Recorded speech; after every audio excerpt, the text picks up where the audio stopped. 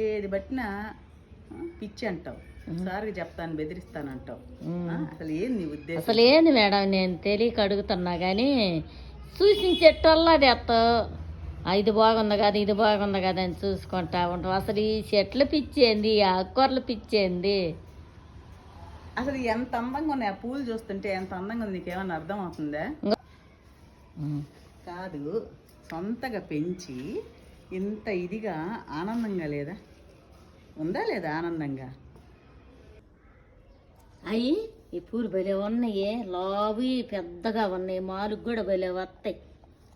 కోసుకుంటే బాగుండు మేడం, గుర్తాము ఈ పూలు బాగున్నాయి. అబ్బా అయ్యి మందార ఓయ్ ఓయ్ ఓయ్, ఏం చేస్తున్నావు? తెల్ల మందారం మేడం, నేను ఇప్పుడే చూడటం బాగున్నాయి మేడం.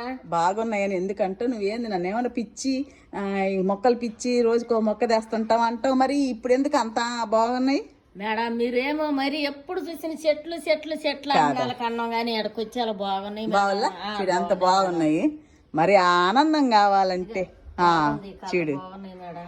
మరి భలే ఉంది మేడం. భలే ఉంటది, ఎందుకుంటది బాగుంటాయి. మరి ఏదైనా ఇది ఒక్కడ దించుతా మేడం. తొంచకూడదు, భలే ఉంది తొంచకూడదు.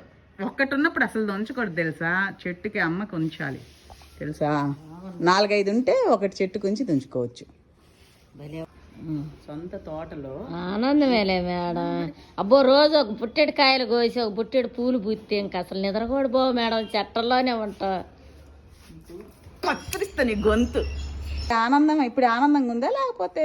ఆనందంగానే ఉందా మేడం. ఇంకెప్పుడన్నా అంటావా? ఇంకా అనను. చెంపలేసుకో అమ్మా.